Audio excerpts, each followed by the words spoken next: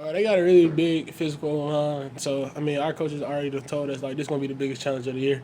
Um, they going to really try to run the ball downhill, like, probably even more than Georgia did. So, I mean, this going to be a physical game for the D-line. The game got to be one up front.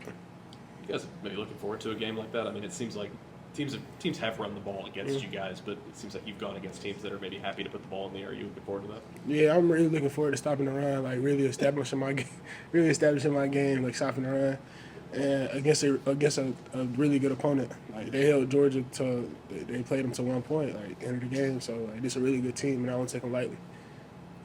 Malik, what's it meant to you to come in as a true freshman and kind of be a mainstay in this defensive line rotation, especially at a position where like you don't see a lot of true freshmen come in and really make an impact like you have in year one? I mean, this is always the goal. Like this is why I came in early, so I could like already get accustomed to like playing against bigger and better O linemen. So I mean, this was always the plan, and having my brother to help me, like have me there to guide me through it, watch film with me. Like we was just talking like last night. Like he was telling me about Kentucky. Like he was watching film on him. We did that before Georgia game. We didn't really do it much before Missouri game because he was in London because they had a game out there. Right. But like he really been guiding me through it, like helping me find tendencies and stuff like that from O lines. Do you feel like you kind of have a, I don't know if cheat code's the right word, but I mean, not a lot of people have brothers who played in the SEC last year who have gotten them through it. I mean, just do you feel like how big of an edge do you feel like that is? I mean, it's a really big edge, especially like playing against teams that he didn't play against last year. Like some of the same players, he'll tell me some of the terminology they use. Like if they play like nose over toes, if they put their hand down, if they blocking down on three techniques, like stuff like that. And that's stuff like that. Like really, that helped me. Like, how do you feel like you've grown from week one to now? I mean, I really feel like I've solidified myself like on the D line because I mean, I wasn't really like really that confident in myself going into the season because I didn't really know how many reps I would be getting, stuff like that. But seeing seeing the fruits of my labor, like I worked so hard to be where I'm at and like actually getting to see it, like get sacks, like get TFLs, like I mean it's really been like dream come true for real.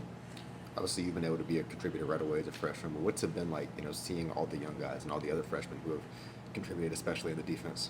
I feel like we probably got the best freshmen in the country. Like I don't see like no other freshmen doing what we doing. Like Caleb Harris, Jay Crawford, Cam Coleman, Malcolm Simmons. Like we all like really playing like a big part like in these games. Like really like helping the team out. Like really contributing to the team. And just to have young guys knowing that we're gonna be here for years to come. Like we really gonna turn this thing around. Speaking of freshmen, how do you think Amaris and TJ are coming along? Oh, they coming along well. Like Amari's got a lot of reps last game. Like he played really good last game. TJ Lindsey, he coming along a little slower because I mean, he a good player. It's just some stuff that he lacks. So I mean, he gonna come along too. Like we see it at practice. Like he really does really good at practice. It's just like we just gotta see it in the game now. And when you're at Pike Road, you got moved around so much. I mean, I've seen you nose, tackle, end. Here, you play pretty much one spot. And I think these are three tech here. Mm-hmm. Do you like just playing one spot instead of getting shuffled around so much? Does it help you? I mean, I really get shuffled around here a lot. Okay. I mean, because like on obvious passing downs, like they move me and Keldrick inside. Like we play the nose position. And on like some other stuff, we playing three technique, 4 out 5s. Like so, we really playing everything. You kind of like that then, I guess. Yeah, I like it. Kind of what you always done, right? Right. I'm used to it for real. Yeah. Which one do you like best? I like playing three technique for sure. Okay. Malik, it wasn't long ago that you were a recruit. Mm-hmm. Auburn's it hadn't gone like they wanted to. Mm-hmm. Trying to hold the class together, got a good class. What do you tell those guys? What's your message to them? Stay here. Like we go like it's so much better to have something that wasn't that good and to make it good than just to jump on the bandwagon. Like we gonna turn this around. This is a program like historically that has been good and we gonna get back to that. So I mean, if y'all really with us, y'all gonna stay with us. If y'all not, then y'all not. Like that's just what it is. You talked about just the, especially y'all as the freshmen, taking pride and turning it around. How have you guys kind of kept the team together, just overall, during a season where it kind of hasn't gone how you may have wanted to? I mean, we all none of us are soft-hearted. Like we're not letting the results like affect how we come in and prepare every single day. We're gonna come in here prepared the same every day, win or loss. Because Coach Durkin tell us all the time, a big win could be worse to you than a close loss. Like, it could do the same thing. It could be worse. Like, coming in happy, getting complacent off that, like it could really be worse than losing a game. Like, and he was telling us like this past week, like, even if we won the game 50 to 56, like that would be worse than losing it, whatever the score was, because it would be a lot more to correct. Like, it wasn't much to correct. We just had like the last drive. It was just like we busted a lot. It was a lot of bust. Some of that was on me. Like them last 2 plays, that was on me. So I mean, we just come in, prepare the same every single week, like trying to get better every day. Do you think that last drive from the Missouri game is going to really bother you guys? It seemed like it was really bothering Jared when we talked to him about it. It bothered me too. Like, I beat myself up about it because I had a chance to make a tackle in the backfield the play before they scored, and I didn't. I missed the tackle. And then the play where they scored, I spent out of my gap, and they hit my gap. Like, I put that on me. Like, I told the D-line that was my fault. So I'm gonna try to get better. Like, that's just something that I gotta do myself. Like, I gotta know, like, in critical downs, I can't do that. I was trying to make up for the play before. I was thinking, like, in my head, I just missed this tackle, so I got to go make one. So I was trying to do something spectacular, and I can't do that. That was a freshman mistake. I can't make that mistake no more. And my coach Von Trail knew, like, he came up to me, talked to me after the game because he seen that I was hurting. Like, he was like, I trust you. You my guy, and I'll put you back out there again. Like, you just can't do that no more. And I told him I won't. So that's where, like, that's just what it is. That's my guy. That's probably why you're excited to play Kentucky, because it's another chance to prove that you're better, right? Right. Like, that's what I've been thinking all week. Like, I know it. I know they're gonna run the ball, so I'm finna get my get back. That's coming right at you. Right. Malik, is there something to be said for having a really talented freshman class with a lot of contributors in the season that doesn't work out like you wanted to? You guys you're getting these adversity experiences firsthand in year one. Is there something to be said for having those lessons and learning from them and just, getting that education now as opposed to down the line when maybe you guys are upperclassmen and knowing how to handle those situations when you're older? Yeah, we handle it good. Like, I mean, like, we know, like, I done been places where I done lost before. Like, I done lost games before. Like, when I was at Pike Road, we started off 0-2 last year. Like, I mean, I done lost games before, but it's just like here we on the bigger stage and we playing against, like, the best of the best.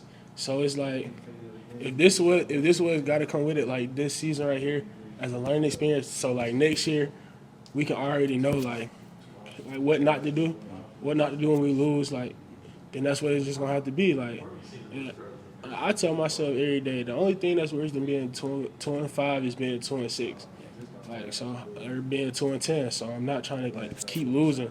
So I'm gonna come out every day and like try to get better, try to put a win on the schedule. You talk about the growth in your confidence. How has previous conference matchup helped with that? I mean, it was really that Georgia game that really like boosted my confidence for real, because I got to see myself like on the other side of like real like people that's finna go get drafted. Like, it's seniors in front of me, like grown men in front of me, and I held my own. Like, that was that week where I got the highest graded freshman interior D lineman. Like, that was that game. Like, just to see that, it was just like, it was surreal to me, because a couple years ago, like, this was a national championship team. Like, some of them players was on that team, and to put myself against national champions at 18, I was like, I really felt like I could hold my own in this league, and that's what really gave me that confidence to keep going. Like, that's why I'm not really thinking about leaving. Like, I'm not like, I want to be here. Like, this is where I want to be. So, like, I don't know. It's just like a fire in me. Hey, in games, who along your defensive line talks the most, do you think? Like, just chirping. Who's the biggest junk talker? On the D line, it's probably me for real. Right. I really started talking this probably like, I think it was New Mexico game. That's when I really first started. But the person who talked the most crap on the team, It's gotta be Eugene, right? It's not. It's Dorian. Really? I promise nobody would think it, but I promise it's Dorian. Yeah, It's he's so nice when we talk. right. You'll never think it, but I'm telling you, it's Dorian. Like, he talks the most crap. We'll be looking for it. It's hilarious. Y'all should mic him up. Y'all should Mike Dorian up. Please Mike Dorian up. Malik, like you said, you're committed to this team. This is where you wanted to be for a long time, not thinking about leaving. How do you guys, as a freshman class, sort of stick together when the season hasn't gone how you've wanted it to, and not get antsy about the outlook of the program? Because like I said before, like none of us are soft-hearted. Like we knew what was coming into. Like we knew it might take a couple years to get this thing right. We was hoping that it didn't. We was hoping that we was gonna be the class, but I mean it's gonna take more than us. Like it is. Like, we just gonna have to stick through the storm. The storms ain't gonna last for long. I'm telling y'all that now. It's not gonna last for long.